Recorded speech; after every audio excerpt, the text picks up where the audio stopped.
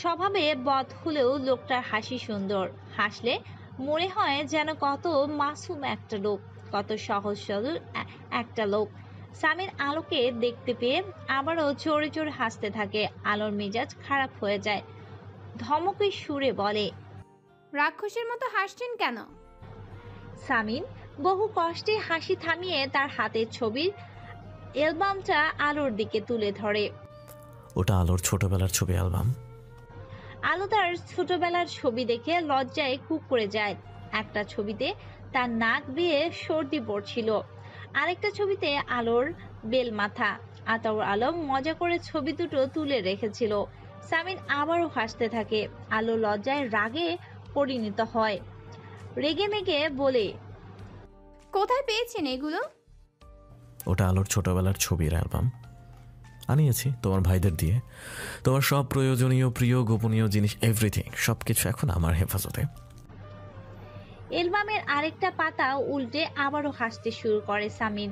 এই ছবিতে আলো মুরগির ঠ্যাং চিবুচ্ছিল, ভয়ঙ্কর পর্যায়ে কুশ্রী একটা ছবি। সামিন বুকে হাত দিয়ে হাসতে থাকে। হাসতে হাসতে বুকে ব্যথা হয়ে গেল। আলো তেড়ে যায়। ওটা দিন দিন বলছি।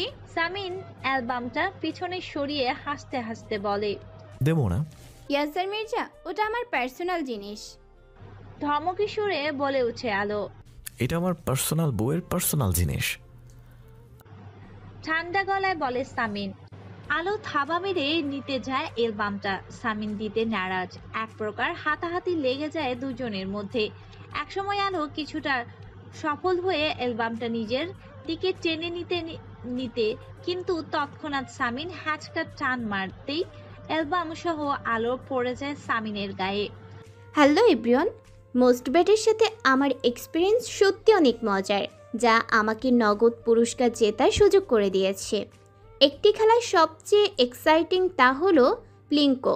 খেলাটি পুরো ডিটেলস বলে আমি আপনাদের সারপ্রাইজ নষ্ট করতে চাচ্ছি না। ট্রাস্ট মি, এইটি হবে আপনাদের জন্য একটি নতুন এক্সপিরিয়েন্স। যদি আপনি একজন গেম লাভার হন, মোস্ট ব্যাট দিচ্ছে এক্সাইটিং সব গেম অফার। মোস্ট ব্যাটই দিচ্ছে খেলায় খেলায় নগদ পুরস্কার জেতার সুযোগ। মোস্ট বেটে রয়েছে বিকাশ, নগদ, রকেট, উপায় এবং অন্যান্য অনলাইন ট্রানজ্যাকশনের মাধ্যমে দ্রুত ও সহজে আপনার টাকা ডিপোজিট ও উইথড্র করার সুবিধা। সাথে থাকছে 24 ঘন্টা সপ্তাহে 7 দিন কাস্টমার কেয়ার সাপোর্ট। এই প্ল্যাটফর্মটি দিচ্ছে লাইভ স্ট্রিম ম্যাচ দেখার সুযোগ। নিচের দেওয়া আমার প্রোমো কোডটি ইউজ করে রেজিস্ট্রেশন ও আপনার প্রথম ডিপোজিটে পেয়ে যাচ্ছেন এক্সাইটিং ওয়েলকাম বোনাস আর 250টি free spin. Don't miss this offer. হুট করে আলো পড়ে যাওয়ায় সামিন চাল সামলাতে না পেরে নিজেও পড়ে যায়। ঘটনার আকস্মিকতায় সামিনের চোখ দুটো রসগোল্লার সাইজের মতো বড় বড় হয়ে যায়। আলোর মাথায় তার বুকে ঠেকে গিয়েছে। চুলের খপা খুলে সামিনের মুখের উপর ছড়িয়ে আছে। ধীরে ধীরে হাত দিয়ে আলোর চুলগুলো সরিয়ে দেয়। আলো স্তব্ধ হয়ে গিয়েছে। কানে সামিনের স্পন্দন হৃদস্পন্দন স্পষ্ট শুনতে পাচ্ছে। তড়িঘড়ি করে উঠে বসে ছবির অ্যালবাম আঁকড়ে ধরে মাথা নিচু করে বসে থাকায় আলো। সামিন ধীরে ধীরে উঠে বসে আলোর দিকে করে রাখা মুখটার দিকে এক পলক তাকিয়ে উঠে দাঁড়ায়। আলোকে আর অস্বস্তিতে ফেলতে চায় না, তাই সেখানে দাঁড়িয়ে না থেকে হনহন করে বারান্দার দরজা খুলে সেখানেই চলে যায়। বিছানার ওপর আলো কিছুক্ষণ থ মেরে বসেছিল। ধীরে ধীরে সেও উঠে দাঁড়ায়। অ্যালবামটা আলমারিতে তুলে রেখে চুপচাপ বিছানায় গিয়ে গুটিসুটি মেরে শুয়ে থাকে, গায়ে চাদর টেনে। দীর্ঘ সময় বারান্দায় রেলিং ধরে দাঁড়িয়ে আছে সে। একটু আগে ঘটনাটা মনে করে একটু মুচকি মুচকে হাসছে। সৃষ্টিকর্তা তার প্রতি বরাবরই সদয়। বউ না চাইতেও বুকে এসে পড়ে। আহ, কি কপাল তার। একা একা কিছুক্ষণ হেসে নিয়ে আবারও চেহারায় গাম্ভীর্য ফিরিয়ে আনার চেষ্টা করে সামিন। তারপর ঘরের ভেতর গিয়ে বারান্দার দরজা লাগিয়ে দেয়। ঘুরে বিছানার দিকে তাকিয়ে দেখে আলো ওদিক ফিরে শুয়ে আছে, সম্ভবত ঘুমিয়ে গিয়েছে। সামিনও ধীরে ধীরে নিজের জায়গায় শুয়ে পড়ে। কিছুক্ষণ এপাশ ওপাশ করে আবারও উঠে বসে। আশ্চর্যজনকভাবে এই ঘরে ঢোকার আগে চোখে গোটা রাজ্যের ঘুম ছিল, এখন সেই ঘুম নেই। বুকে কেমন অদ্ভুত অনুভূতি হচ্ছে। এখনো বিশ্বাস হচ্ছে না তার আসিয়া তার বিছানায় ঘুমিয়ে আছে, মাঝখানে দুটো কোল বালিশ, একটার উপর আরেকটা সাজিয়ে রাখা। এই দুটো মাঝখান থেকে সরতে কতটা সময় নেবে কে জানে। তবে সামিন ইয়াসার মির্জা তার ধৈর্যের চূড়ান্ত পরীক্ষা দিতে প্রস্তুত। তার জীবনে আপাতত একটাই স্বস্তির ব্যাপার, আসিয়া তাকে তার মন জিতে নেয়ার নমিনেশন দিয়ে দিয়েছে। এখন তাকে জিততেই হবে, মনের জয় করার নির্বাচন, কোনো প্রতিদ্বন্দ্বী ছাড়াই নির্বাচন। তবুও জেতাটা সহজ নয়। এমনভাবে সে জিততে চায় আসিয়া যেন নিজে এসে তাকে জয়ী ঘোষণা করে জয়ের মালা পরিয়ে দেয় তাকে। সামিন কথাগুলো ভাবতে ভাবতে মৃদু হাসে। আবারও তার কিছুক্ষণ আগের ঘটনা মনে পড়ে যায়। কতটা নাস্তানাবুদ হয়েছে এই মেয়েটা, চেহারাটা দেখার মতো ছিল। মাথা ঘুরিয়ে আলোর দিকে কিছুক্ষণ তাকিয়ে থেকে বিড়বিড় করে বলে ওঠে, আজকের জন্য অতটুকুই যথেষ্ট আছে, আমি কৃতজ্ঞ তোমার প্রতি। কলিং বেল টিপে চোখে মুখে বিরক্তি নিয়ে দাঁড়িয়ে আছে সামিন। কিছুক্ষণ পরে দরজা খুলে দেয় আলো। সামিন মুখে চক্রান্ত শব্দ করে বলে, বড্ড কেয়ারলেস তুমি। স্বামীর বাড়ি ফেরার সময় হয়েছে আর তুমি স্টার জলসা নিয়ে ব্যস্ত। এত করে কলিং বেল টিপছি, দরজা খোলার নামই নেই। আলো সামিনের থেকেও বিরক্ত হয়ে বলে, ফালতু কথা বলবেন না। কে স্টার জলসা নিয়ে পড়ে আছে? আমার জীবনটা কি স্টার জলসার সিরিয়ালের থেকে কম কিছু? জীবনটা বরবাদ হয়ে গিয়েছে আমার আপনার মেয়েদেরকে সামলাতে গিয়ে। সামিন আলোকে সরিয়ে দিয়ে বলে, সরো তুমি সামনে থেকে। কই দেখি আমার প্রিন্সেসটা কোথায়? দূর থেকে ছোট ছোট দুজন পরীর মতো নয়, বরং দুটো পরী দৌড়ে এসে তাদের বাবাকে আঁকড়ে ধরে। দুজনের চোখে পানি ছলছল করছে, ঠোঁট উল্টিয়ে রেখেছে। সামিন মাথার রাগ উঠে যায়, উৎকণ্ঠা নিয়ে বলে, ওমা, আমার মায়েরা কাঁদছে কেন? কে কি বলেছে ওদের? কার এত বড় সাহস? হ্যাঁ, আলো পাত্তা না দেওয়ার মতো করে বলে, আমার এত বড় সাহস? তুমি? এই তোমার সাহস কি করে হয়? হ্যাঁ, কি করেছো ওদের? মেরেছি ঠাস ঠাস করে দুই গালে, দুটোর গালে মোট 4টা। কাট কাট বলে আলো। সামিন চোখ রাঙিয়ে বলে, সাহস কি করে হয় তোমার? কোন সাহসে এমন কাজ করলে? যে সাহসে আপনাকে চড় মেরেছিলাম একদিন। সামিন তার মেয়েদেরকে আগলে নিয়ে তারপর চুমু দিতে থাকে। তারপর আলোর দিকে তাকিয়ে বলে, কি করেছিল ওরা? কেন মেরেছো? একজন আরেকজনের চুল ছিঁড়ছিল, টেনে থুতু দিচ্ছিল। সামিন তাচ্ছিল্যের সাথে বলে, এসব তো তোমার থেকেই পেয়েছে। এখন আমি তোমার দুই গালে দুটো দেই? হ্যাঁ। আলো ভেঙচি কেটে কপাল কুঁচকে চলে যায়। সামিন বিড়বিড় করে বলে, বেয়াদব মহিলা, স্বামীকে একটু মান দিতে চায় না। বাচ্চাদের কোল থেকে নামিয়ে আলোর দিকে এগিয়ে যায় সামিন। কপাল কুঁচকে আলো টেবিলে খাবার বাড়ছিল। পেছন থেকে জড়িয়ে ধরে মৃদু স্বরে সামিন বলে, রাগ করলে? না, ছাড়ুন আমায়। বাচ্চাদের সামনে স্ত্রীর গায়ে হাত তোলার হুমকি দিচ্ছেন, খারাপ লোক। সামিন আলোকে ঘুরিয়ে নেয়, দুগালে হাত রেখে বলে, কখন তোমাকে মারার কথা বললাম? এই মাত্রই তো বলছেন আমার দুই গালে দুটো দিবেন। সামিন হাসে, তারপর বলে, দুই গালে দুটো দেবো বলেছি, কি দেবো তা তো বলিনি। আলো সরু চোখে তাকিয়ে বলে, কি দেবেন? সামিন কয়েক পলক আলোর দিকে তাকিয়ে বলে, দেখাচ্ছি। কথাটি বলে সামিন ঠোঁট বাড়িয়ে দেয়। আলো লজ্জা পেয়ে মুখ ঢেকে ফেলে। ঝনঝন আওয়াজে সামিন চোখের পাতা মেলে তাকায়। চোখের রাজ্যের ঘুম শব্দটা কানের ভেতরে যন্ত্রণার সৃষ্টি করছে। কিছু মুহূর্ত সময় নিয়ে সে পরিস্থিতি বোঝার চেষ্টা করছে। এতক্ষণ সে স্বপ্ন দেখছিল, তবে বিরক্তিতে সামিনের মাথা ঘুরিয়ে তাকায়। তখনও ঝনঝন শব্দ হচ্ছিল। এত সুন্দর একটা স্বপ্ন দেখছিল সামিন।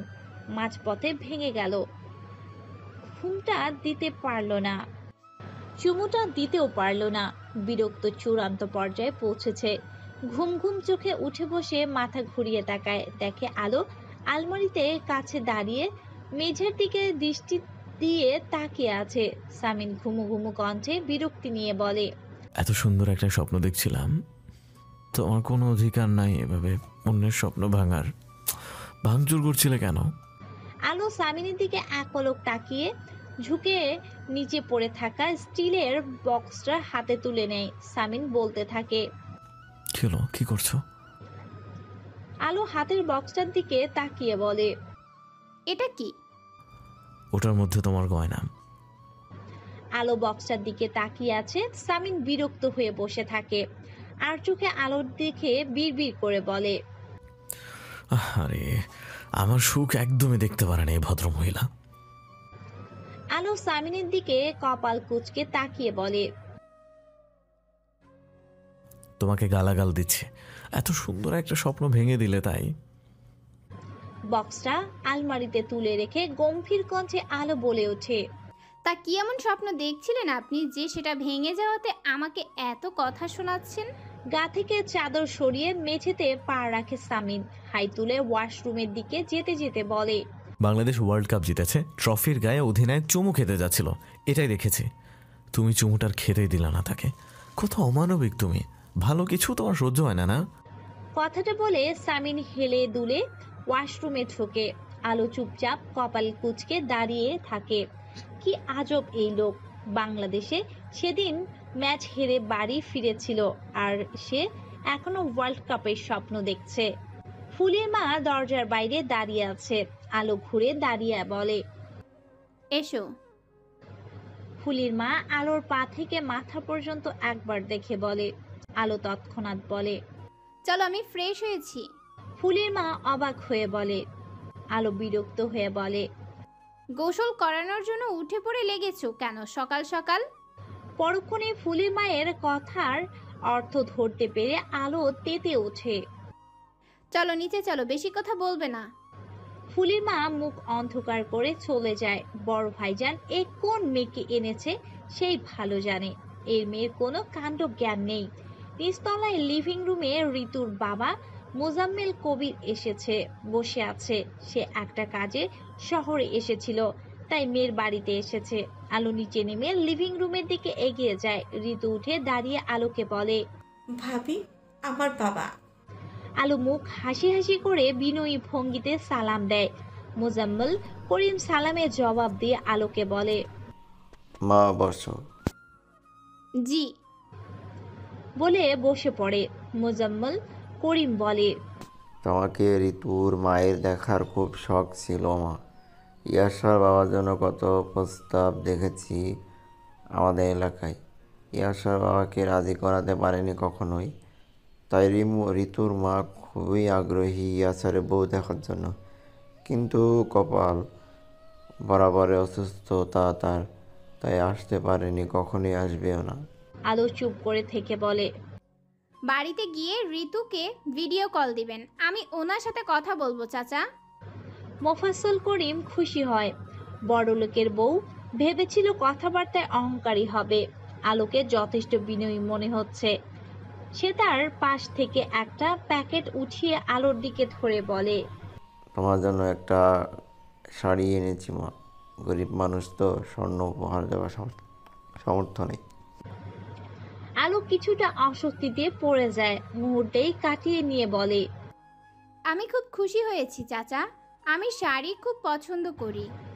খাবার টেবিলে মোফাজ্জল করিমকে নিজের হাতে পরিবেশন করে খাওয়ালো আলো। ঋতু যথেষ্ট স্বস্তি পাচ্ছে আলোর এমন স্বাভাবিক আচরণে।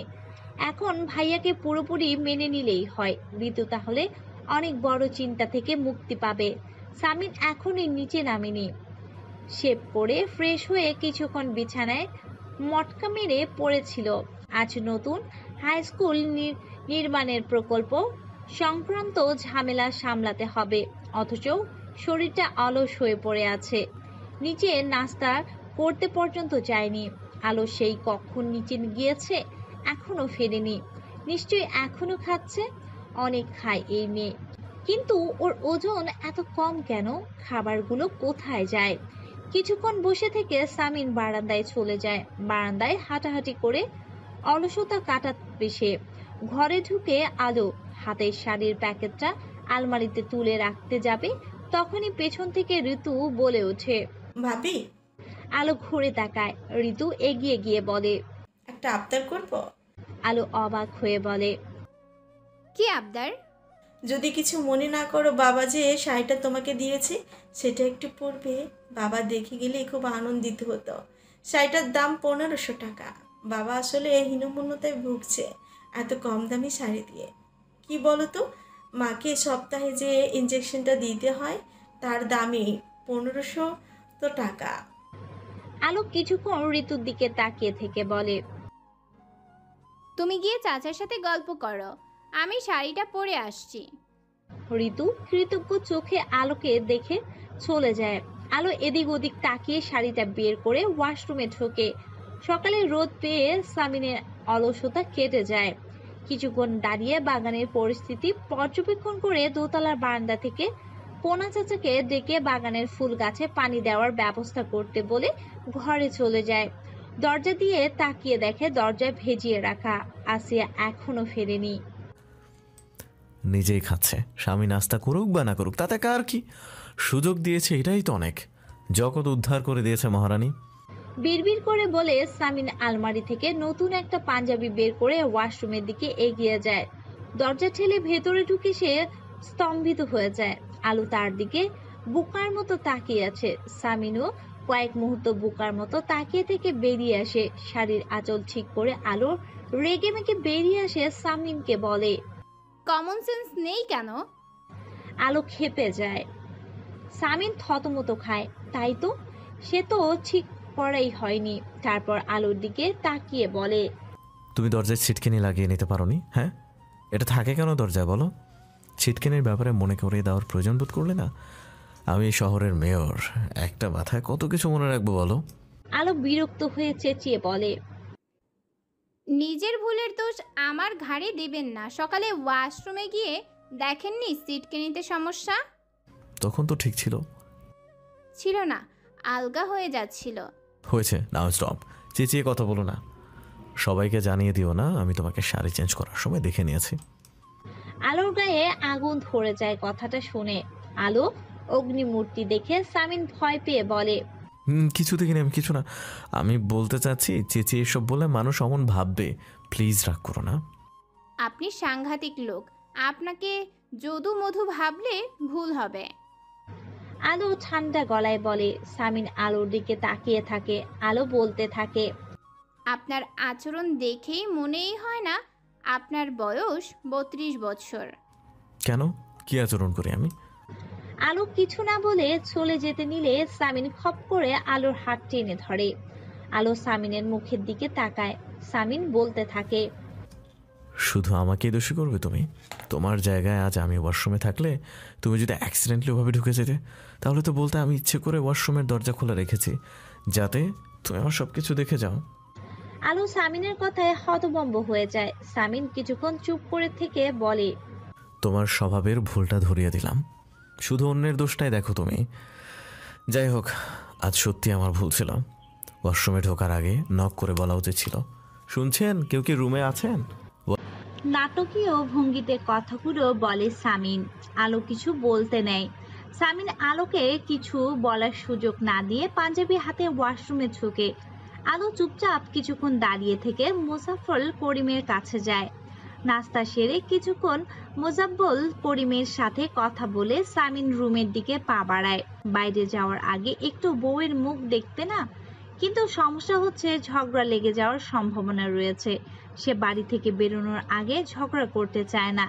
ঘরে ঢুকে চুপচাপ নিজের টেবিলের কাছে গিয়ে ল্যাপটপ বের করে কিছুক্ষণ কিছু একটা দেখে। আলো বিছানায় চুপচাপ বসেছিল।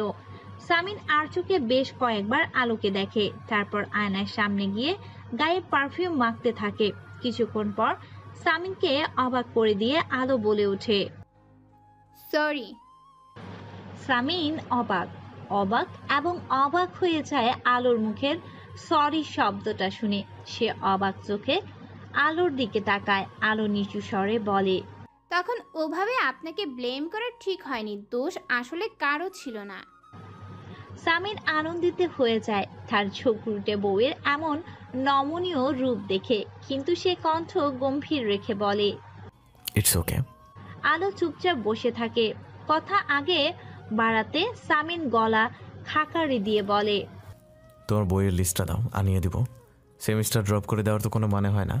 সবাই বলবে স্বামী রিয়াজ আর মির্জা, তার বউ ফেলু, আদু ভাইয়ের ছোট বোন আদুরি আপা। এটা কিভাবে মানা যায়? আলো চুপচাপ। সামিন একটা দীর্ঘশ্বাস ছেড়ে বলে, এভাবে গুটিয়ে নেওয়াটা তো কোনো সমাধান না আলো। দুর্ঘটনা সবার সাথেই হয়, তাই বলে বারবার হতেই থাকবে এমন তো কোনো কথা নেই, তাই না? আলো নিশ্চুপ। সামিন কয়েক মুহূর্ত আলোকে দেখে তার মুখোমুখি বসে, তারপর মৃদু স্বরে বলে, লাইফে নেগেটিভ ঘটনা ঘটতেই থাকবে আলো, জীবনের একটা অংশ সেসব। আমরা এড়িয়ে যেতে পারবো না, না আমাদের সেই ক্ষমতা আছে। যেটা আমাদের ক্ষমতার মধ্যে রয়েছে সেটা হলো ওই সকল নেগেটিভ জিনিসগুলোর মধ্যে থেকে পজিটিভ কিছু বের করে নিজেকে স্বস্তি দিয়ে লাইফটাকে এগিয়ে নিয়ে যাওয়া। আলো সামিনের দিকে মুখ তুলে তাকায়, অস্ফুট স্বরে বলে, অ্যাসিড অ্যাটাকের মধ্যে কি পজিটিভ ছিল? পজিটিভ ছিল না, ভাবতে হবে। এসিড তোমার মুখে পড়েনি, গায়ে লেগেছে মাত্র, এটাই পজিটিভ কিছু। ঠিক যেমন আমার সেদিন বিয়ে হয়েছিল, রেপ তো হয়নি, তেমন পজিটিভ কিছু। সামিনের মাথায় প্রচন্ড রাগ উঠে গেল। সে চেহারায় তা প্রকাশ করলো না। ম্লান হেসে আলোর একটা গালে হাত রেখে মৃদু স্বরে বলে, না, কেউ আমার লাইফে শত্রু হিসেবে এসে আমার জীবনটা আলোকিত করে দিয়েছে, তেমন পজিটিভ কিছু। আলো চুপ করে থাকে। সামিন গাল থেকে হাত সরিয়ে উঠে দাঁড়ায়, তারপর ঘর থেকে বেরিয়ে যায়। আলো বসে বসে ভাবে, এইমাত্র সে সামিনের মেজাজ খারাপ করে দেওয়ার মতো একটা কথা বলে ফেলেছে। এই লোকটা কোনো রিয়্যাক্ট করলো না কেন? ডক্টর রুবি ফোনটা রিসিভ করে বলে, হ্যাঁ সামিন বলো। আন্টি সেদিন সাইকিয়াট্রিস্টের কথা বলেছিলেন, ওনার কাছে একটা অ্যাপয়েন্টমেন্ট চাই, ক্যান্ডি ব্যবস্থা করবেন? কেন নয়, তবে বলো তো কি হয়েছে? তেমন কিছু না আন্টি, আপনি যেরকম বলেছিলেন তেমন আচরণ করছে, গুটিয়ে থাকছে। সময় দাও ওকে, হয়তো সেরে উঠবে। না, আপনি অ্যাপয়েন্টমেন্টের ব্যবস্থা করুন। আর হ্যাঁ, আমি আলোকে নিয়ে ওনার বাসায় যেতে চাই, চেম্বারে নয়। কেন? আমার বউ যদি জানতে পারে তাকে পাগলের ডাক্তারের কাছে নিয়ে গিয়েছি, তাহলে আমার নতুন সংসারে আগুন লেগে যাবে। ওই মেয়েকে আপনি চেনেন না আন্টি, খুব আত্ম অহংকারী। সাইজে অতটুকু হলে কি হবে, ওর আকাশ ছোঁয়া আত্মসম্মান। রুবি হাসতে থাকে সামিনের কথায়, তারপর বলে, ঠিক আছে, তেমনটাই হবে। আর ভালো কথা, সিঙ্গাপুরের ডক্টরের সাথে কথা হয়েছে, তারা বলেছে যত তাড়াতাড়ি পারো ততই ভালো। আলোর পাসপোর্ট করা আছে? বলতে পারছি না আন্টি। আচ্ছা, ব্যবস্থা করো, আমাকে তোমাদের সুবিধা মতন জানিও, আমি আবার কথা বলবো। সিঁড়ি বেয়ে নিচে নেমে এসে আলো ডাইনিং টেবিলের দিকে এগিয়ে যায়। মাত্র গোসল সেরে ভেজা চুলগুলো পিঠে ছড়িয়ে রেখেছে, গায়ে একটা হালকা গোলাপি রঙের শাড়ি। ঈশিতা খেতে খেতে আলোর দিকে তাকিয়ে বলে, আমি এখন বুঝতে পারছি ভাবি, ভাইয়া কেন তোমার জন্য পাগল হয়েছে। আলো কিছু না বলে চুপচাপ বসে পড়ে চেয়ার টেনে। ঈশিতা বলতে থাকে, এত সুন্দরী হয়েও তোমার কোনো বয়ফ্রেন্ড ছিল না, বেশ অবাক লাগে। আলো চোখ মুখ ফ্যাকাশে হয়ে যায়। সে প্রসঙ্গ পাল্টাতে ঋতুর দিকে তাকিয়ে বলে, খাবে না তুমি? ঋতু মাথা নাড়িয়ে বলে, ভাইয়া আসুক, আমি ভাইয়ার সাথে খাবো। আলো অবাক হয়ে বলে, প্রেগনেন্ট তুমি? বেলা 2:30টার কাছাকাছি এখনো বসে আছো? ভাইয়া একা একা খেতে পারে না। তাই বলে প্রেগনেন্ট অবস্থায় অনিয়ম? তুমি তো প্রেগনেন্ট না, তুমি অপেক্ষা করো, ভাইয়া আসলে খাও ভাবি। ঈশিতা খেতে খেতে বলে। আলো ঈশিতার দিকে তাকিয়ে থাকে। ঈশিতা হাত ধুয়ে উঠে পড়ে আলোর দিকে না তাকিয়ে বলতে থাকে, সকাল থেকে কিছু খাইনি, তাই আমি জলদি জলদি খেয়ে নিলাম, নয়তো আমি অপেক্ষা করতাম। এখন তোমরা দুই ভাবি মিলে ডিসাইড করো কে অপেক্ষা করবে। দেখো, সাফ সাফ বলে দিলাম, একজনকে অপেক্ষা করতেই হবে। আলো ঈশিতার দিকে কয়েক মুহূর্ত তাকিয়ে থেকে দোতলায় চলে যায়। ঋতু ঈশিতার দিকে তাকিয়ে বলে, এতে কাজ হবে। স্বামীর পাশে বসে খেলে কি স্বামীর প্রতি ভালোবাসা জন্মায়? না, অভ্যাস জন্মায়, অভ্যাস থেকে কখনো কখনো ভালোবাসা জন্মায়। ঈশিতা কথাটি বলে দোতলায় চলে যায়। ঋতু বসে খেতে থাকে। অতি সতর্কতার সাথে দরজা ঠেলে ভেতরে ঢোকে সামিন। ওই মেয়েটার অন্যকে যেভাবে দোষারোপ করার স্বভাব, আবার কি না কি বলে বসে। এভাবে হুড়মুড় করে ডাকাতের মতো ঘরে ঢুকছেন কেন? কি লুট করতে চান? ঘরে ঢুকে আর চোখে এক পলক আলোর দিকে তাকিয়ে সামিন ড্রেসিং টেবিলের কাছে গিয়ে হাত ঘড়ি খুলে ড্রেসিং টেবিলের উপর রেখে দেয়। আলোর সাথে কথা বলার বাহানা খুঁজতে থাকে সে। এক মনে একটা বইয়ে মুখ গুজে বসে আছে আলো। কিছুক্ষণ উসখুস করে বলে ওঠে, ছিটকিনি ঠিক করে দিয়েছে কে, মিস্ত্রি? হ্যাঁ। তৎক্ষণাৎ এক শব্দে জবাব দিয়ে দেয় আলো। সামিন এখন কি বলবে কিছু বুঝতে পারছে না। মেয়েটা নিজে থেকে দুটো কথা বলে না, যতটুকু বলে তা সামিনের হৃদয়ে পোড়াতে। কিছুক্ষণ চুপ করে থেকে সামিন আবারও বলে, আবার ছিটকিনিতে ঝামেলা হলে বলবে। আলো অবাক হয়ে বই থেকে মুখ তুলে সামিনের দিকে তাকায়। সিটকিনি নিয়ে পড়েছেন কেন? সামিন থতমত খেয়ে যায়। আলো বই সরিয়ে রেখে বিছানা থেকে নামতে নামতে বলে, হাত মুখ ধুয়ে আসুন। কোথায় আসবো? নিচে খাবার টেবিলে। হ্যাঁ তো, তাতে তোমার কি? আমার ইচ্ছা মতো আমি যাব। আলো চুপ করে সামিনকে কিছু সময় দেখে বলে, ধেড়ে খোকা বানিয়ে রেখেছে না আপনাকে আপনার মা? একা একা খেতে পারেন না? ঢং। তোমাকে দেখতে কে বলেছে? তুমি তোমার মতো খাও দাও আরাম করো। আপনার বোনের হুকুম, কাউকে না কাউকে অপেক্ষা করতে হবে। ঋতুকে প্রেগনেন্ট অবস্থায় কিভাবে অপেক্ষা করতে দেই?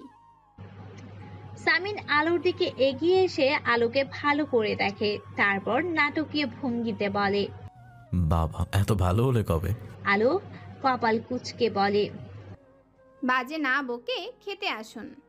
কথাটি বলে আলো ঘুরে দাঁড়াতেই সামিন খপ করে আলোর হাত ধরে ফেলে। আলো সেদিকে তাকায়। সামিন আলোর মুখের দিকে তাকিয়ে নরম গলায় বলে, আমি কেউ পাশে না থাকলে খেতে পারি না। খেয়ে দিয়ে আমার পাশে বসে থাকবে, আমার জন্য না খেয়ে অপেক্ষা করার দরকার নেই। কিছুক্ষণ দুজন দুজনের দিকে তাকিয়ে থাকে। আলো ধীরে ধীরে নিজের হাত ছাড়িয়ে নিয়ে নিচে চলে যায়। সামিন তার পিছু পিছু যায়। কতক্ষণ ঘুমিয়েছে তা সে জানে না। অনিচ্ছাকৃতভাবে ভাবতে ঘুম হয়ে গিয়েছে আজ। বিকেলে ঘুমিয়ে উঠে কমসে কম 1 ঘন্টা তার লেগে যায় এটা বুঝতে যে এখন সকাল নাকি রাত। মাথার মধ্যে অদৃশ্য কোনো পোকা ভোঁ করছে। বিছানা থেকে নেমে ওয়াশরুমে ঢুকে চোখ মুখে পানি দিয়ে ঘর থেকে বের হয়। ইয়াসার মির্জা কোথাও বেরিয়েছে। ঘর থেকে বেরিয়ে দোতলায় লিভিং রুমে দাঁড়িয়ে পড়ে আলো।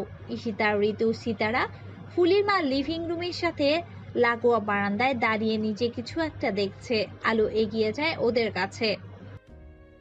কি হয়েছে আপু? ঈশিতা আলোকে ডাকে, পিছু ফিরে তাকায়। আলো এগিয়ে যায়। শান্তিনীরের পশ্চিম পাশে বাগানের লোকজন জড়ো হয়েছে। গোল করে কিছু চেয়ার পাতানো। তার একটাতে বসে আছে সামিন ইয়াসার মির্জা। তার পাশে কিছু মুরব্বী শ্রেণীর লোক। প্রচুর লোকজন জড়ো হয়েছে।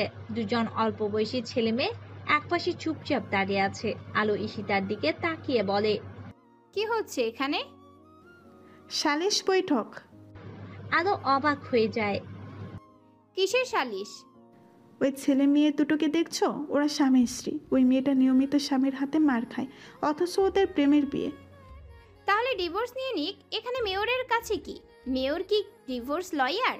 ঈশিতা আলোর দিকে তাকায়, তারপর বলে, মেয়ে তার স্বামীকে ছাড়বেও না। আলো অবাক হয়ে যায়। ঈশিতা বলতে থাকে, ওদের দুজনের বাবা মা এসেছে ভাইয়ার কাছে একটা বিহিত করে দেওয়ার জন্য। তোমার ভাইয়া কি বিহিত করবে? দেখোই না। আলো তীক্ষ্ণ দৃষ্টি দিয়ে তাকিয়ে থাকে। সামিন গলা উঁচু করে ছেলেটাকে ধমকে যাচ্ছে। মিইয়ে গিয়েছে ছেলেটা। এত কথা কেন বলছেন? অমন স্বামীর কান মলে দিন লোকের সামনে। লজ্জা দেওয়া দরকার উজবুকটাকে। আলো কথাটা বলে শেষ করতে পারে না। ঈশিতা আলোর মুখ চেপে ধরে। সামিন সহ সালিশে থাকা প্রত্যেকটা লোক অবাক হয়ে দোতলার বারান্দার দিকে তাকায়। ঈশিতা আলোকে টানতে টানতে ভেতরে নিয়ে যায়। সালিশে উপস্থিতি থাকা মুরব্বি সামিনের দিকে তাকিয়ে বলে, অমন স্বামী বলতে তুমি কি বোঝাতে চেয়েছো? সামিনের কথায় ঘুরে তাকায় আলো, তারপর নিচু স্বরে বলে, সালিশে কি বিচার হয়েছে? মারতে উঠেছিলাম, বউ এসে বাংলা সিনেমার লক্ষ্মী বউয়ের মতো স্বামীকে রক্ষা করেছে। শেষবারের মতো মিলিয়ে দেয়া হয়েছে দুজনকে। আলো চুপ করে থাকে। সামিন বলে, বলে না তো, অমন স্বামী বলতে কি বুঝিয়েছিলে তখন? খারাপ স্বামী। আলো অস্ফুট স্বরে বলে। সামিন আলোর দিকে কিছুক্ষণ তাকিয়ে থেকে বলে ওঠে, খারাপ স্বামীদের কান মলে দেওয়া উচিত। আর খারাপ বউদের কি করা উচিত? আলো চোখ তুলে তাকায়। সামিন আরেকটু এগিয়ে এসে বলে, বলো, কি করা উচিত খারাপ বউদের সাথে? আলো চুপ করে থেকে সামিনকে পাশ কাটিয়ে চলে যায়। সামিনের কথায় জবাব না দিয়ে সামিন একা একা কিছুক্ষণ হেসে বিড়বিড় করে বলে, খারাপ বউদের শাস্তি দেওয়া উচিত, ভালোবাসার শাস্তি।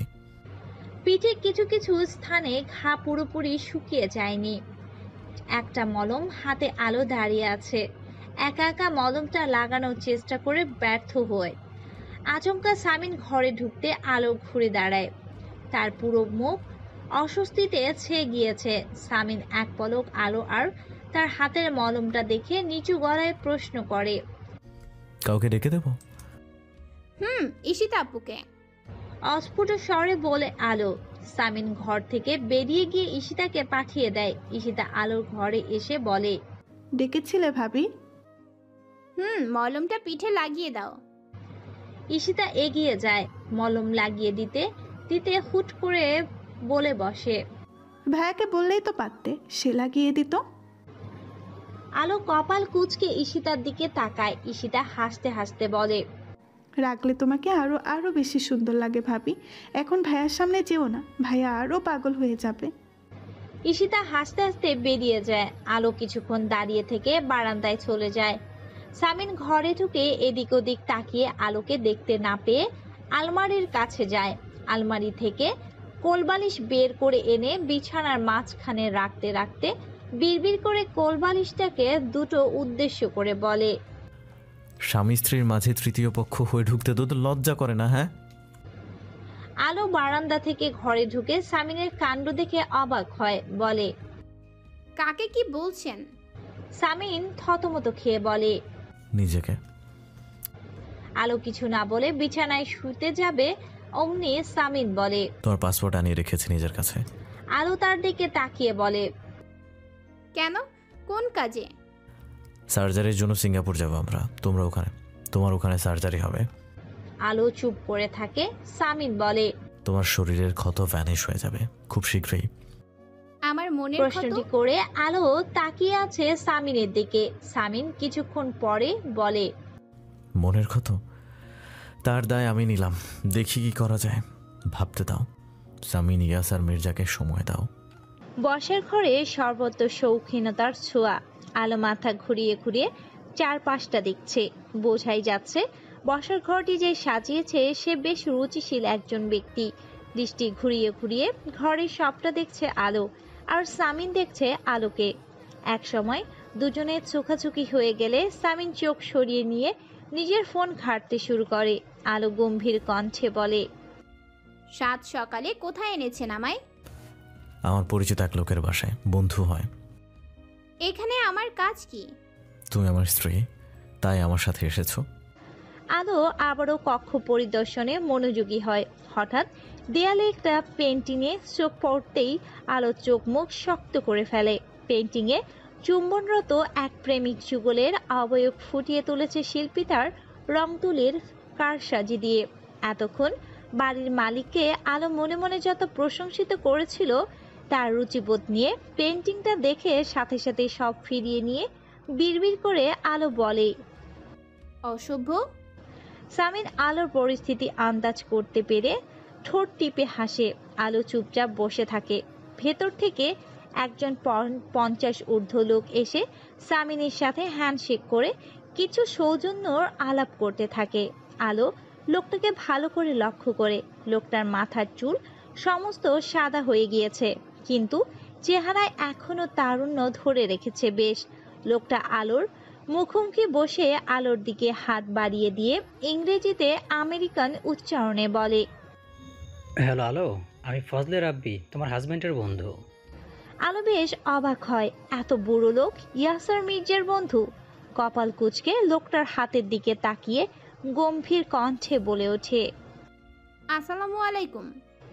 সামিন মুগ্ধ চোখে তার বউকে দেখতে থাকে। সে আবারও নতুন করে তার বউয়ের প্রেমে পড়ে গিয়েছে। আলোর আচরণে লোকটার ঠোঁট প্রশস্ত হয়ে যায় হাসিতে। নিজের হাত ফিরিয়ে নিয়ে স্বাভাবিক গলায় বলে, ওয়ালাইকুম আসসালাম। আলো সামিনের দিকে তাকায়। সামিন তাকে কেন এখানে এনেছে বুঝতে পারছে না সে, কিন্তু সে প্রচন্ড বিরক্ত হচ্ছে। লোকটা মৃদু স্বরে বলে ওঠে, তুমি ভীষণ সুন্দর একজন মেয়ে আলো, শামিন খুবই লাকি। আলো চোখ বড় বড় করে লোকটাকে দেখে। পেন্টিংটা দেখেই বাড়ির মালিকের চরিত্র সম্পর্কে ধারণা হয়েছিল তার। এখন তো দেখছে সত্যি এই লোক ছুকছুক ভাব আছে। আলো বিড়বিড় করে বলে, বুড়ো ভাম। সামিন চমকে উঠে আলোর দিকে তাকায়, ফিসফিসিয়ে বলে ওঠে, স্টপ আলো, এখানে শুরু হয়েছে না? হ্যাঁ, লোকটা ওদের দিকে তাকিয়ে বলে, তোমরা নিজেরা কি বলছো? দেখো, রোমান্স করতে চাইলে আমাকে বলতে পারো, আমি তোমাদের প্রাইভেসির ব্যবস্থা করে দিচ্ছি। আলো লাফিয়ে উঠে দাঁড়ায়, চেঁচিয়ে বলে ওঠে, আপনি এসব কি বলছেন? সামিন আলোর হাত টেনে ধরে বসিয়ে দেয়। লোকটা মৃদু হেসে আলিজা সম্বোধনে কাউকে ডাকতে থাকে। ভেতর থেকে একজন 40 বিদেশি মহিলা বেরিয়ে আসে। ফজলে রাব্বি তার দিকে তাকিয়ে ইংরেজিতে বলে, তোমাকে বলেছিলাম না হানি আমার বন্ধু শামিনের কথা? ও হচ্ছে শামিন এবং ও তার সহধর্মিণী আলো। আলিজা নামের ভদ্রমহিলা মুচকি হেসে আলোর দিকে তাকিয়ে তার দিকে হাত বাড়িয়ে দিয়ে বলে, হ্যালো হ্যালো। সামিন ফিক করে হেসে দিয়ে বলে, রাব্বি ওটা এলো নয়, আলো। আলো মানে লাইট। আলিজা নিজেকে শুধরে নিয়ে আবারও আলোর সাথে কুশল বিনিময় করে।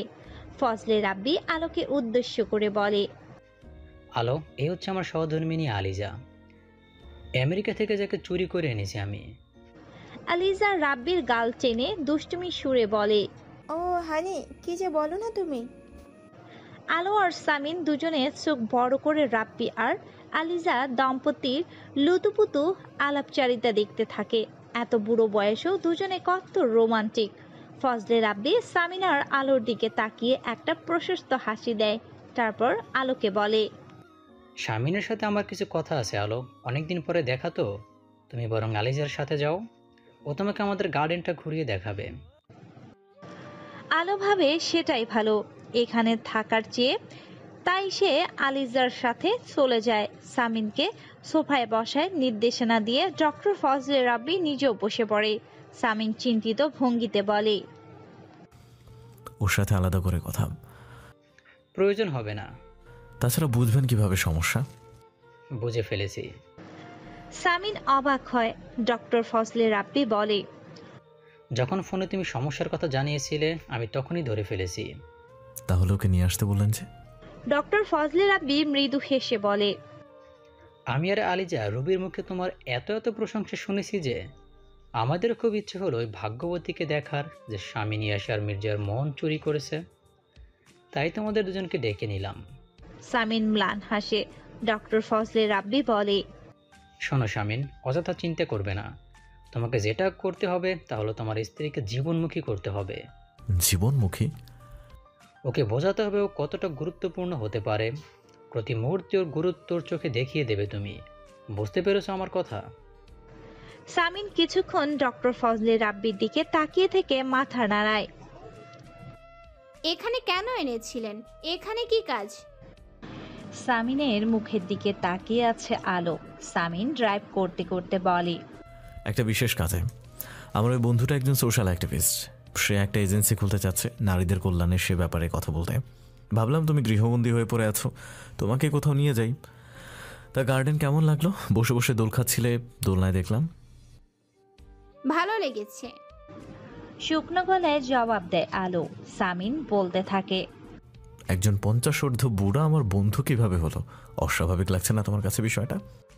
না। আলো ঠান্ডা গলায় বলে, কেন? কারণ আপনিও তো বুড়ো। সামিন হুট করে গাড়ি ব্রেক কষে দেয়। আলো ভাবলেশীন ভাবে বসে আছে। সামিন হতবাক হয়ে আলোর দিকে তাকিয়ে বলে, আমি বুড়ো? হ্যাঁ, 32 বছর কি কম নাকি? বুড়োই তো। আপনার আর আমার বয়সের ব্যবধান জানেন? 6 বছর। আমার বার্থ সার্টিফিকেটের বয়স ধরলে 8 বছর। 6 বছর কোনো ব্যবধান না, এটা পারফেক্ট। সামিন দৃঢ়ভাবে বলে। তাই না ছাই? আপনি বুড়ো আর আমি এখনো 6 বছর পর বুড়ি হব। ব্যবধান না, অনেক ব্যবধান। সামিন দাঁতে দাঁত চেপে বলে, তোমার কোন অ্যাঙ্গেল থেকে মনে হয়েছে আমি বুড়ো? আমার চুল পেকেছে, আমার শ্বাসকষ্ট গেছে, আমার স্কিন কুচকে গেছে। তুমি জানো এখনো ক্লাস 11-এর মেয়েরা আমাকে সপ্তাহে 2টো প্রেমপত্র পাঠায়। তোমার কলেজেরই তো ওগুলো। আলো সরু চোখে সামিনের দিকে তাকিয়ে বলে, খুব আনন্দ হয় তখন, তাই না? নিজের পুরুষ মন গর্বে ভরে যায়। শুনুন, ওইসব মেয়েদের রুচিতে সমস্যা। সামিন হাত মুষ্টিবদ্ধ করে বসে আছে। সব মেনে নেওয়া যায়, কিন্তু সামিন বুড়ো এটা সে কোনোভাবেই মানবে না। এত বড় কথা বলে অপমান করে দিল এই মেয়েটা। বুকে সূক্ষ্ম যন্ত্রণা হচ্ছে সামিনের। মুখ ভার করে স্টিয়ারিংয়ে হাত দিয়ে বসে আছে। আলো এখন বেশ হাসি পাচ্ছে সামিনের অবস্থা দেখে। সে অন্যদিকে মুখ ঘুরিয়ে নিয়ে ঠোঁট টিপে হাসছে। বরাবরের মতো অপমান হজম করে নিয়ে সামিন গাড়ি স্টার্ট করে।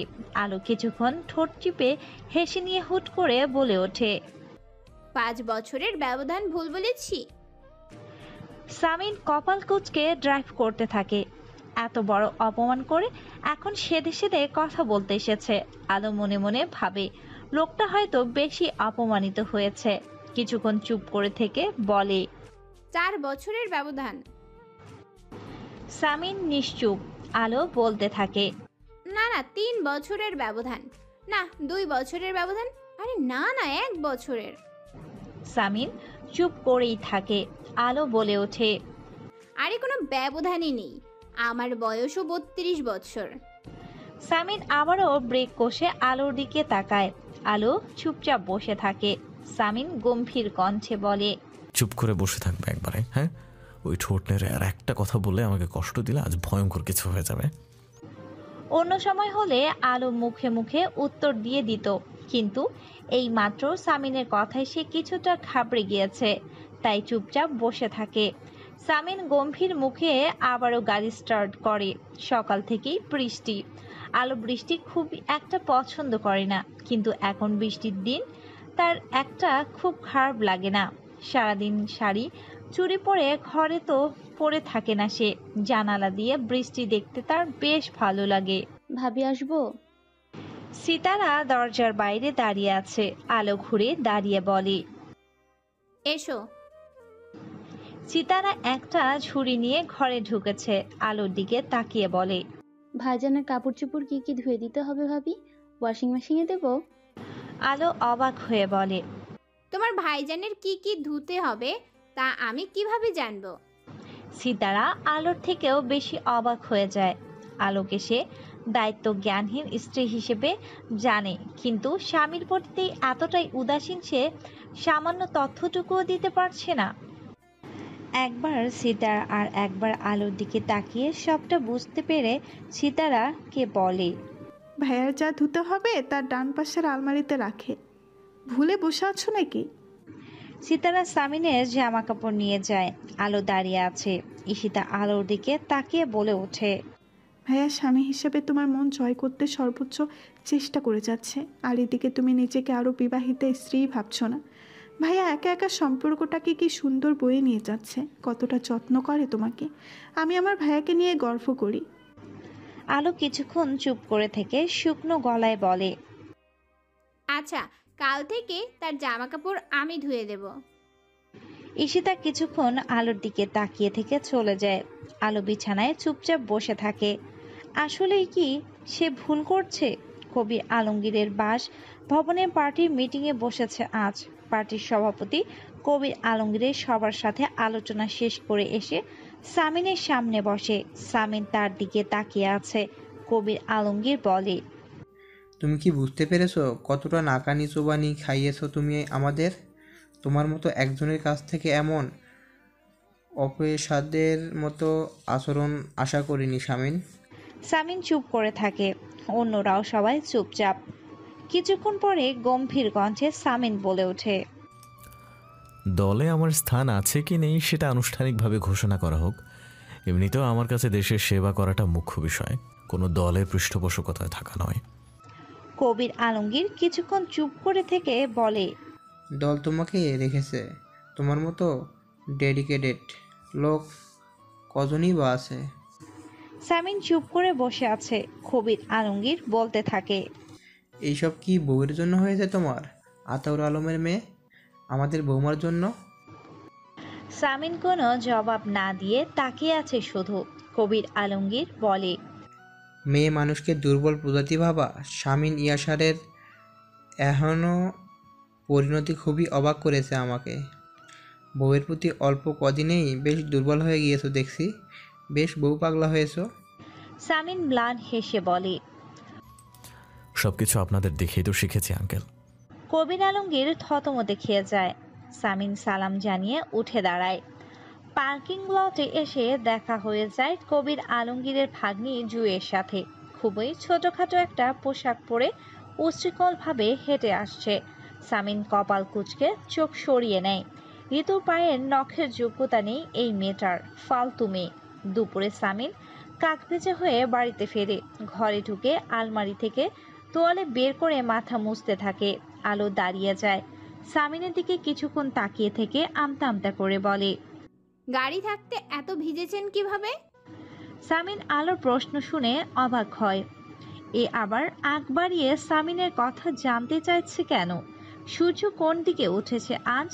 সামিন তো এমন ভাব করে যেন সামিনকে সে দেখতেই পায় না। সামিন অদৃশ্য কেউ।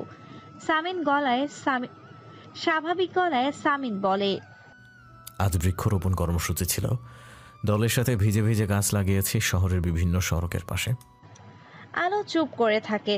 সামিন নরম গলায় বলে, খেয়েছো? আলো মাথা নাড়ায়। সামিন হাঁচি দিতে দিতে তোয়ালে রেখে ওয়াশরুমে ঢোকে। বিকেলের দিকে বৃষ্টি চলে গিয়েছে। আকাশটা ভীষণ সুন্দর হয়ে উঠেছে। আলো বারান্দার রেলিং ধরে দাঁড়িয়ে আকাশের ওই সৌন্দর্য উপভোগ করতে থাকে। সামিন অসময়ের বৃষ্টিতে যখন ভিজছিল তখনই বেশ বুঝতে পেরেছিল গায়ে জ্বর আসতে চলেছে। সামিনের ধারণা ঠিক, তার গায়ে বিকেলের দিকে জ্বর এসেছে। আজ বিকেলে পার্টি অফিসে মিটিং ছিল, সে যেতেই পারেনি। বিছানায় কিছুক্ষণ শুয়ে থেকে উঠে বসে। আলোকে কোথাও দেখতে না পেয়ে সামিন বিছানা থেকে নামে। খুবই বিরক্তিকর এই বউটা। সামিনকে এড়িয়ে থাকতে পারলেই যেন বাঁচে। কেন?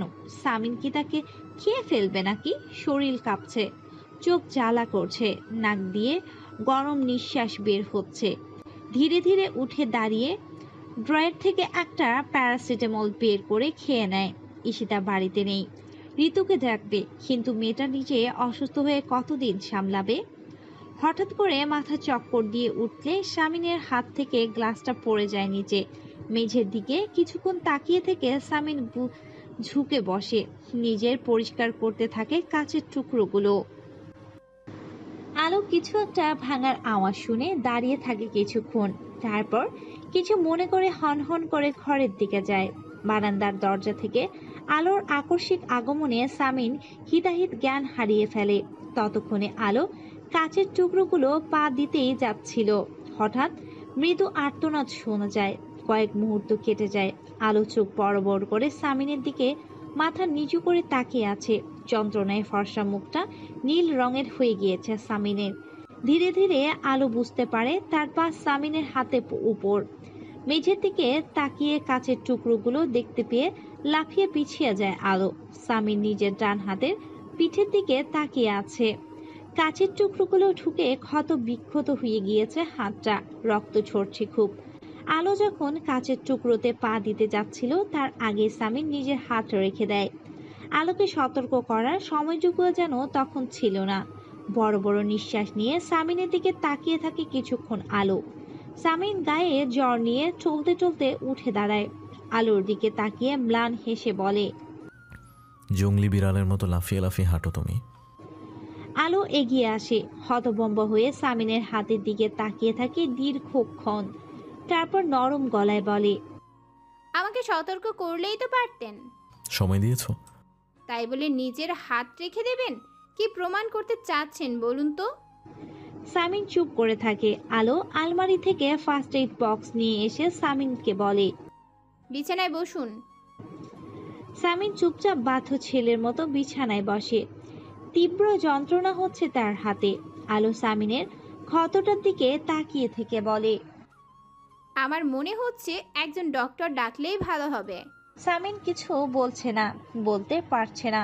যন্ত্রণায় তীব্রতা বাড়ছে বেশ। আলো উঠে গিয়ে ঋতুকে ডেকে আনে। ইলহাম ততক্ষণে বাড়িতে ফিরেছে। খুব কাছের থেকে একজন ডক্টর ডেকে আনলেন। সে এসে সামিনের হাত ড্রেসিং করিয়ে দিয়ে চলে যায়। ঈশিতা এসে ভাইয়ের এমন ক্ষত দেখে উৎকণ্ঠা নিয়ে কিছুক্ষণ চেঁচামেচি করে। তারপর আলোর সামনে এসে দাঁড়িয়ে নিচু স্বরে বলে, তুমি করনি তো কিছু ভাবি? আলো অবাক হয়ে বলে, আমি একজনের হাতে কাচের টুকরো ঢুকিয়ে দিব? দিতেও পারো, তোমাকে বিশ্বাস নেই। আমার ভোলাভালা ভাইটা মুখ ফুটে কিছু বলবেও না। আলো খুব বিরক্ত হয় ঈশিতার এমন বাচ্চা সুলভ কথাবার্তায়। ইদানিং বেশ কোল টেনে কথা বলে ভাইয়ের। বাংলায় তথাকথিত ননদগুলো রূপ ধারণ করেছে। কোন দিন না জানি আলোর চুলের মুঠি ধরে। ঈশিতা গিয়ে একটা প্লেটে ভাত এনে তার আদরের ভাইয়াকে খাইয়ে ওষুধ খাইয়ে দিয়ে চলে যায়। আলো দূরে দাঁড়িয়ে থেকে দেখতে থাকে সেসব। একটা গভীর নিঃশ্বাস ফেলে ভাবে, সব দোষ ভাইয়ার আদরের বোন তার ঘাড়েই ফেলতে চাইল। তার কি দোষ? সে কি বলেছিল ইয়াসার মির্জাকে হাত রাখতে? আর এই বদ লোকটা সবসময় মাসুম প্রমাণিত হয়ে সবার কাছে। যত দোষ শেষে হয় আলোর। রাত তখন 1:30 ছাড়িয়ে গিয়েছে। মৃদু কোনো আওয়াজে আলোর ঘুম ভেঙে যায়। অন্ধকারে কিছু বুঝতে না পেরে সুইচ টিপে বেড সাইডের টেবিলে ল্যাম্প জ্বেলে দিয়ে উঠে বসে। পাশে ফিরে সামিনের দিকে তাকাতেই থমকে যায় সে। লম্বা মানুষটা কেমন গুটিসুটি মেরে শুয়ে আছে, কিছু একটা বিড়বিড় করছে। আলো কিছুক্ষণ সামিনের দিকে তাকিয়ে থেকে সংকোচের সাথে বলে ওঠে, শুনছেন কোনো সমস্যা? সামিন কোনো সাড়া দেয় না, বিড়বিড় করতে থাকে। আলো অনেকটা জড়তা নিয়ে ধীরে ধীরে হাতটা বাড়িয়ে এক আকাশ সমান সংকোচ দমিয়ে রেখে সামিনের কপালে রাখে। মুহূর্তেই চমকে ওঠে সে। আগুনের থেকে কম নয় তাপমাত্রা। কি করবে কিছু বুঝতে না পেরে ঘরের দরজা খুলে ইলহামের ঘরের দিকে যায়। দরজা খুলে ঋতু অবাক চোখে আলোকে দেখে। আলো নরম গলায় বলে, ওনার গায়ে অনেক জ্বর। ঋতু চুলের খোপা করতে করতে সামিনের ঘরে যেতে যেতে বলতে থাকে, বিকেলে অনেক জ্বর ছিল, যখন হাত কেটেছে তখনই বুঝেছি জ্বরের বাপ আসতে চলেছে। থার্মোমিটার দিয়ে জ্বর মেপে ঋতুর চোখ চড়ক গাছ। আলোর দিকে তাকিয়ে বলে, কি সাংঘাতিক। আলো কিছুটা ঘাবড়ে গিয়ে সামিনের মুখের দিকে তাকায়।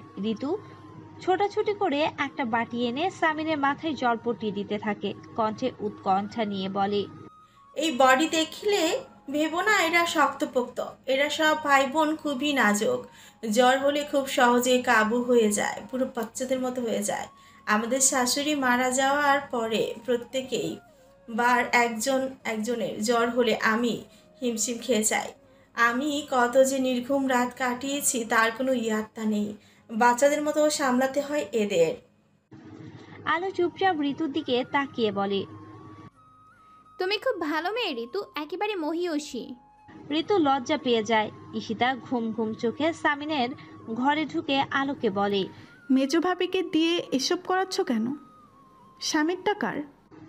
আলো চুপ করে তাকিয়ে থাকে ঈশিতার দিকে। তারপর বলে ওঠে, তুমি ইদানিং আমার সাথে এমন কেন ব্যবহার করো ঈশিতাপু? ঈশিতা হাসি চাপিয়ে রেখে গম্ভীর কণ্ঠে বলে, সম্পর্কটা ভুলে গিয়েছ? ননদ হই তোমার। তারপর ঋতুর দিকে তাকিয়ে বলে, ইহান উঠে গিয়েছে ঘুম থেকে, কাঁদছে। তুমি যাও মেজো ভাবি, বড় ভাবি করবে এসব। ঋতু কিছুক্ষণ আলোর মুখের দিকে তাকিয়ে থেকে চলে যায়। ঈশিতা ভাইয়ের মুখের দিকে তাকিয়ে থেকে আলোকে বলে, ওখানে কে শুয়ে আছে জানো? আমার মা বাবা। তুমি তার প্রতি একটু দরদ দেখাও, আমি তোমাকে আজীবন মাথায় তুলে রাখবো ভাবি। ধীর পায়ে ঈশিতা চলে যায়। আলোর ঘরের দরজা বন্ধ করে বিছানায় কিছুক্ষণ বসে থেকে সামিনের দিকে তাকায়। তখনও প্রলাপ বকেই যাচ্ছে সামিন। একটা গভীর নিঃশ্বাস ফেলে আলো তার দিকে এগিয়ে যায়। মাথার কাছে কিছুটা দূরত্ব নিয়ে বসে সামিনের মাথায় জলপট্টি দিতে থাকে। এবার বেশ ভালো করে সামিনকে লক্ষ্য করে আলো। বেশ সুদর্শন লোকটা। ক্লাস 11-এর মেয়েরা এমনই লাভ লেটার দেয় না তাকে। অবশ্য এরা 4 ভাই বোনই দেখতে শুনতে ভালো। এদের মধ্যে ইসমাম একটু বেশি সুন্দর। ইসমামের কথা মনে পড়তেই আলোর চোখ মুখ ফ্যাকাশে হয়ে যায়। সামিনের মুখের দিকে দীর্ঘ সময় তাকিয়ে থেকে ভাবে, এই লোকটা তার ভাই বোনদের নিজের থেকেও বেশি ভালোবাসে। জান বের করে দেয় ভাই বোনদের জন্য। এই লোক যদি কখনো জেনে যায় সে তার আদরের ছোট ভাইয়ের প্রেমিকাকে বিয়ে করেছে, তাহলে নিশ্চয়ই বেশ কষ্ট পাবে লোকটা। আলোর হঠাৎ খুব আফসোস হচ্ছে সামিনের কথা ভেবে। জলপট্টি দিতে দিতে সামিনকে ভালো করে দেখতে থাকে আলো। লোকটা যতই ত্রুটিপূর্ণ হোক না কেন, একটা কথা আলো স্বীকার করতেই হবে, লোকটা একজন পারফেক্ট ফ্যামিলি ম্যান। এত অল্প বয়সে একটা সংসারে সবার নিরাপত্তা নির্ভরতার জায়গা। এদের ভাই বোনদের বর্নিং সত্যি প্রশংসনীয়। সামিন বিড়বিড় করে কিছু বলছে। আলো কৌতূহলবশত একটু ঝুঁকে যায় সামিনের দিকে। সে স্পষ্ট শুনতে পায় সামিন বিড়বিড় করে তার মাকে ডাকছে। আলো বেশ অবাক হয়, এত বড় একজন লোক, অথচ এখন মনে হচ্ছে এর বয়স 8 বছর। চোখ ঘুরিয়ে আলো সামিনের হাতের ব্যান্ডেজের দিকে তাকায়। লোকটা অমন কাণ্ড করে তখন কি প্রমাণ করতে চাইলো আলো জানে না। আলো জায়গায় অন্য কোনো মেয়ে থাকলে তখনও কি সামিনের প্রেমে পড়ে যেত? হুট করে কিছুটা সংকোচ নিয়ে আলো সামিনের ব্যান্ডেজের উপর দিয়ে হাত ছুঁয়ে দিতেই সামিন জ্বরের ঘরে আলোর হাত আঁকড়ে ধরে। আলো চমকে উঠে তাকায় সামিনের দিকে। লোকটা কি অস্বাভাবিক? তবে সামিন স্বাভাবিক না। আলোর হাত নিজের বুকের সাথে আঁকড়ে ধরে বিড়বিড় করেই যাচ্ছে। ভাবছে হয়তো মায়ের হাত আঁকড়ে ধরেছে। আলো হাত ছাড়িয়ে নিতে চাইলেই সামিন ছাড়ে না। কিছুক্ষণ সামিনের মুখের দিকে তাকিয়ে থেকে খানিকটা ঝুঁকে আলো অস্ফুট স্বরে বলে, শুনছেন, আমি আপনার মা নই, হাতটা ছাড়ুন। সামিন ছাড়ে না। আলো দেখতে পায় জ্বরের তীব্রতা সামিনের বন্ধ চোখের কার্নিশ পেয়ে দুফোঁটা তরল গড়িয়ে পড়ছে। হঠাৎ কেন জানি আলোর নিজের হাত ছাড়িয়ে নিতে মন সায় দিল না। সামিনের উত্তপ্ত শরীরে উষ্ণতায় আলোর হাত গরম হয়ে গিয়েছে। তবু আলো চুপচাপ বসে রইল সামিনের মুখের দিকে তাকিয়ে। কিছুক্ষণ পরে অস্ফুট স্বরে বলে উঠে, আপনি আসলে কেমন লোক ইয়াসার মির্জা? আমার কি আপনাকে আগ্রহ নিয়ে জানা উচিত? ঘুম ভেঙে যাওয়ায় সামিন ধীরে ধীরে উঠে বসে। শরীরে অসহ্য যন্ত্রণা শেষ হচ্ছে। কাল রাতে জ্বর, বেশ কাহিল লাগছে শরীরটা। গায়ে এখন আর জ্বর নেই, তবে হাতের যন্ত্রণাটা বেড়েছে। খুব কষ্ট দিচ্ছে সামিনের ব্যথাটা, তবে আসিয়া থেকে কম কষ্ট দিচ্ছে। ঘরের মধ্যে আলো নেই। মাথা ঘুরিয়ে এদিক ওদিক তাকাতেই দেখে বেড সাইডের টেবিলে জলপট্টি দেয়া বাটি রাখা।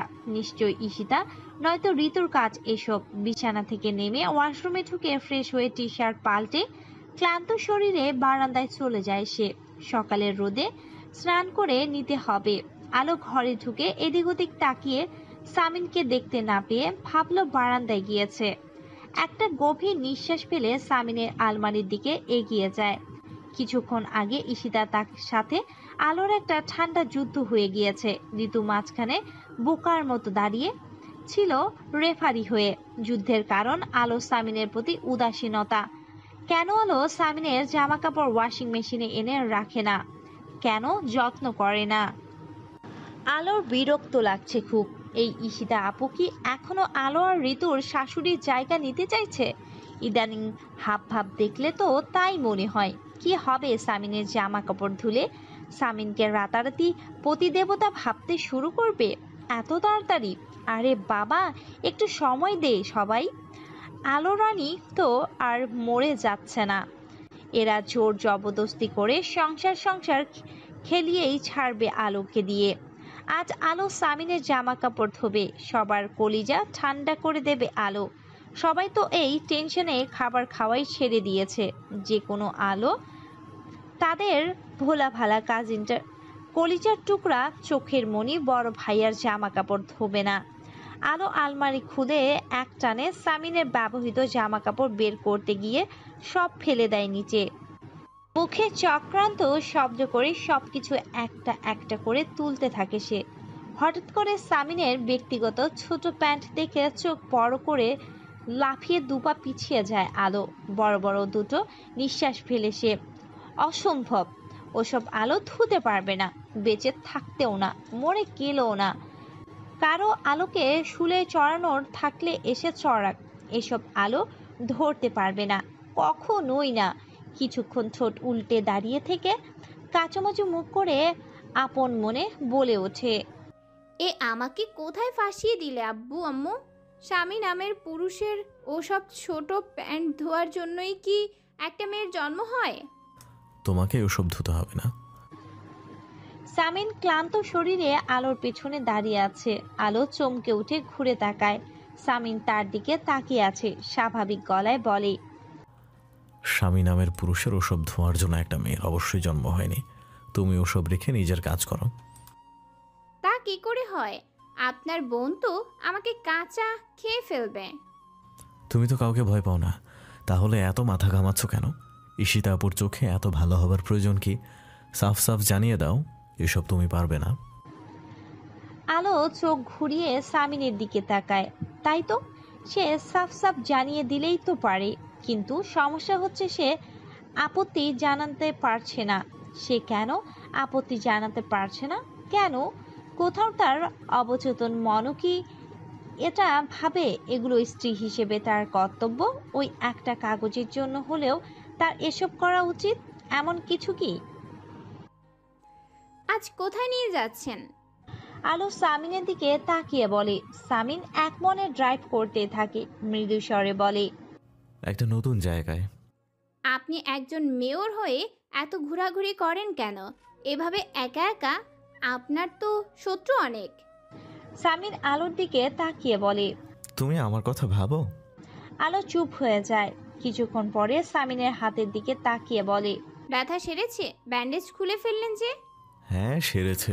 এক বাক্যে জবাব দেয় সামিন, তারপর বলে, 2-4 দিনে আমরা সিঙ্গাপুর যাচ্ছি, প্রস্তুতি নাও। 1 সপ্তাহ কিংবা 10-12 দিন লাগবে। আর এখানকার কাজ? আমার ছেলেরা আছে, ওরা নিজেরাই এক একজন এক একটা সামিন, ইয়াসার, মির্জা। আলো কয়েক মুহূর্ত পরে বলে, ভাগ্য করে কিছু মানুষ পেয়েছেন আপনি। আপনার ভাই বোন, ভাইয়ের বউ, আপনার বেস্ট ফ্রেন্ড জামিল ভাই, দলের ছেলেরা সবাই খুব ভালোবাসে আপনাকে।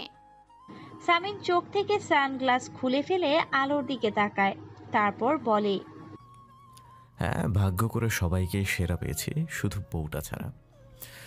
বউটা একদম পচা, খুব পচা। সেটা তো আপনার দোষে। কাটকাট জবাব দেয় আলো। সামিন আর কথা বাড়ায় না। ঝগড়া শুরুর পূর্বে লক্ষণ দেখা দিয়েছে, কথাবার্তা এখানেই থামিয়ে দেয়া ভালো। সামিন শান্তি পছন্দ করে। সামিন মহাত্মা গান্ধীর ফ্যান। গাড়ি থেমে গেলে আরো অবাক চোখে আশেপাশে তাকায়, সামিনের দিকে তাকিয়ে বলে, কোথায় এনেছেন? এখানে কি কাজ আছে, নামো। সামিন গাড়ি থেকে নামে। আলো শাড়ি আঁচল টেনে লম্বা একটা ঘোমটা টেনে দেয়। তারা এসেছে থানা রোডের এতিমখানায়। গাড়ি থেকে নামতেই সামিন আলোকে দেখে থমকে যায়। ঘুমটা কত সুন্দর, সভ্য, শান্ত লাগছে মেয়েটিকে। এর মুখ দেখে বোঝায় উপায় যাচ্ছে না এই মেয়েটা কি সাংঘাতিক। আলো সামিনের দৃষ্টি দেখে অস্বস্তিতে পড়ে যায়। লোকটা এভাবে কি দেখছে? কয়েক মুহূর্ত পরে সামিন বলে, এই সমস্যা আছে। গেটের কাছে দুজন লোক দাঁড়িয়ে সামিনকে স্বাগতম জানায়, তারপর তাদের দিকে ভেতরে দালানে প্রবেশ করে। 4 তলা বিশিষ্ট এই দালানটিতে মোট 109 জন অনাথ শিশু থাকে। সামিন এগিয়ে যেতে যেতে তার সামনে থাকা লোকটাকে বলে, আজ আমি সাথে করে কিছুই আনিনি, আপনাকে টাকা দিচ্ছি, ওদের জন্য কিছু কিনে আনুন কাইন্ডলি। হেসে জবাব দেয় লোকটা। তারপর সামিন আর আলোকে নিয়ে চলে যায় একটা বড় খোলা মাঠে। সেখানে তাদের অপেক্ষায় বসে আছে এক ঝাঁক প্রজাপতির দল। সামিনকে দেখে একশো নজর বাচ্চা একসাথে চেঁচিয়ে ওঠে। আলো চমকে যায়। সবাই দৌড়ে এসে সামিনকে ঘিরে ধরে। সামিনকে পেয়ে তাদের চোখে মুখে আনন্দ ছটা। আলো পাশে কিছুটা দূরত্ব নিয়ে দাঁড়িয়ে সে দৃশ্য দেখতে থাকে। হঠাৎ করে তার মনটা ভালো হয়ে গিয়েছে। বাচ্চাগুলো কি প্রাণবন্ত, কি বিনয়ী, কি চমৎকার। বাচ্চাদের মধ্যে দুজন দলনেতা সামিনকে টেনে একটা টেবিলের কাছে নিয়ে যায়। সামিন আলোকে সবার সাথে পরিচয় করিয়ে দেয়। আলো হাত নেড়ে মুখে হাসি করেই সবাইকে হাই বলে। সে জায়গা থেকে নড়ছে না। সামিন আবারও আলোর কাছে এগিয়ে এসে বলে, কই এসো, ওদের কাছে এসো। আলো অস্ফুট স্বরে বলে, এখানে আনলেন যে আমাকে? সামিন ম্লান হেসে বলে, ওই যে নীল ফ্রক পরা ছোট্ট পরীটাকে দেখছো, ওর নাম খুকুমণি। বয়স 4 বছর হয়েছে আজ। তার বহুদিনের ইচ্ছা একটা পরী দেখবে, তাই তাকে দেখানোর জন্য একটা পরী আনলাম। আলো কিছুক্ষণ চুপ করে সামিনের দিকে তাকিয়ে থাকে। তারপর বলে, খুব সুন্দর চেষ্টা ছিল। এমন সংলাপ বলে ক্লাস 11-এর মেয়েদের পটানো যায়, একজন 25-26 বছরের ভদ্র মহিলাকে নয়। সামিন হেসে ফেলে। তারপর বলে, আপাতত কাউকে পটাতে চাইছে না। এসো, খুকুমণির সাথে পরিচিত হবে। তারপর আলোর হাত ধরে টানতে টানতে নিয়ে যায় বাচ্চাদের কাছে। হাসি মজার ছলে পুরো সকালটা বেশ কেটে গেল আলোর বাচ্চাগুলোর সাথে। যখন আলো বাচ্চাদের সাথে দুষ্টুমিতে মত্ত ছিল, তখন সামিন মুগ্ধ চোখে আলোকে দেখছে। যখন সামিন বাচ্চাদের সাথে খেলছিল, তখন আলো সামিনকে দেখছে। সে না জানলেও তার অবচেতন মনে মুগ্ধ হয়ে দেখছে সামিনকে। একপাশে চুপচাপ দাঁড়িয়ে আছে সামিন, তার দৃষ্টি আলোর দিকে। হাত নেড়ে নেড়ে গল্প করছে বাচ্চাদের সাথে। হঠাৎ সামিনের চোখে চোখ পড়তেই সামিন চোখ সরিয়ে নেয়। আলো ধীর পায়ে এগিয়ে আসে। ধন্যবাদ আপনাকে। সামিন আলোর দিকে তাকিয়ে আছে। আলো অত্যন্ত সাবলীল ভাবে বলে, আজকের দিনটা খুবই সুন্দর করে দিয়েছেন আমার। আপনি ধন্যবাদ ডিজার্ভ করেন। সামিন নাটকীয় ভঙ্গিতে বলে, তাই আমি সার্থক। আলো কিছুক্ষণ তাকিয়ে থেকে সামিনকে বলে, আচ্ছা, কোনটা আসল আপনি বলুন তো? সেই দিনে সেই শামীম ইয়াসার মির্জা নাকি এই শামীম ইয়াসার মির্জা? কোনটা সত্যি? সেদিনের সেই আতঙ্কিত রাত নাকি আজকের এই সকাল? আমি যতদূর জানি, একটা খারাপ মানুষ বাচ্চাদের কখনোই পছন্দ করবে না। কোনটা শামীম ইয়াসার মির্জার আসল রূপ? সামিন ম্লান হেসে আলোর দিকে এগিয়ে যায়। আলো সামিনের চোখের দিকে তাকিয়ে আছে। আলোর গালে হাত রেখে সামিন অস্ফুট স্বরে বলে, তোমার কোনটা মনে হচ্ছে? আলো চুপ করে থাকে। কিছুক্ষণ সময় নিয়ে বলে, জানি না। সামিন আলোর গাল থেকে হাত সরিয়ে নিয়ে মৃদু স্বরে হেসে বলে, জেনে যাবে, ধীরে ধীরে জেনে যাবে। মনের উপর একদম চাপ নিও না, হ্যাঁ? ঈশিতা আপু। আলোর ডাকে ঈশিতা চমকে উঠে ঘুরে দাঁড়ায়। তার হাত থেকে ফোনটা নিচে পড়ে যায়। আলো অবাক হয়ে যায় ঈশিতার এমন আচরণে। ঈশিতা বুকে হাত দিয়ে একটা স্বস্তির নিঃশ্বাস ফেলে বলে, ও তুমি? তুমি এভাবে ভয় পেয়ে গিয়েছো কেন? কার সাথে কথা বলছিলে? শান্ত ভাইয়ের সাথে? ঈশিতা আলোর মুখ চেপে ধরে ফিসফিসিয়ে বলে, চুপ চুপ, ভাইয়া বাড়িতে, শুনতে পেলে আমি শেষ। আলো অবাক হয়ে যায়। কেন? তোমার ভাইয়া শান্ত ভাইয়ার কথা জানে না? সে তো জানে। ঈশিতা মুখ কাঁচুমাচু করে বলে, ভাইয়াকে বলেছি রিলেশন নেই আমার, সব শেষ। কিন্তু এভাবে লুকিয়ে লুকিয়ে কতদিন? একদিন তো জানাতেই হবে। ও একটা চাকরি পেলেই জানাবো। প্লিজ ভাবি, তুমি এখন কিচ্ছু বলবে না ভাইয়াকে, প্লিজ। ভাইয়া ওকে এখন একদম পছন্দ করছে না। আলো ঈশিতার হাত ধরে হেসে বলে, ঠিক আছে, বলবো না। তুমি একটু শান্ত হও এখন। ঈশিতা কিছুক্ষণ চুপ করে থেকে বলে, কেন এসেছিলে বলো? ওই তোমার ভাইয়ের জামা কাপড় ধুয়েছি আজ, সেটাই তোমাকে জানাতে এসেছি। এবার সবাই শান্তিতে ঘুমাতে পারবে।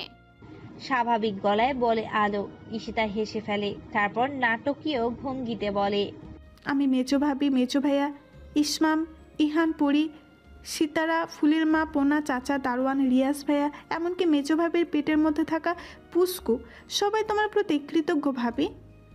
আমরা ধন্য হয়ে গিয়েছি, আমাদের উদ্ধার করে দিলে তুমি আজ। আলো চুপ করে ঈশিতার দিকে তাকিয়ে আছে। ঈশিতা তাকে বিদ্রুপ করছে। আলোর থুতনিতে হাত রেখে ঈশিতা হাসতে হাসতে বলে, ইস, তুমি যে কি মিষ্টি ভাবে। এখন প্লিজ ভাইয়ার সামনে যেও না, ভাইয়া তোমাকে মিষ্টি ভেবে খেয়ে ফেলবে। ভাইয়া মিষ্টি খুব পছন্দ করে। আলো ঈশিতার হাত নিজের থুতনি থেকে ছাড়িয়ে নিয়ে এক প্রকার ছুটে যায় নিজের ঘরে। সামিন তখন ঘর থেকে বের হচ্ছিল। দুজনে ধাক্কা লেগে যায়। সামিনের বলিষ্ঠ বুকের সাথে বাড়ি খেয়ে আলো দুপা পিছিয়ে যায়। সামিন নিজের জায়গায় দাঁড়িয়ে আছে টান টান হয়ে। অবাক চোখে আলোকে দেখতে থাকে সে। কয়েক মুহূর্ত কেটে গেলে বলে ওঠে,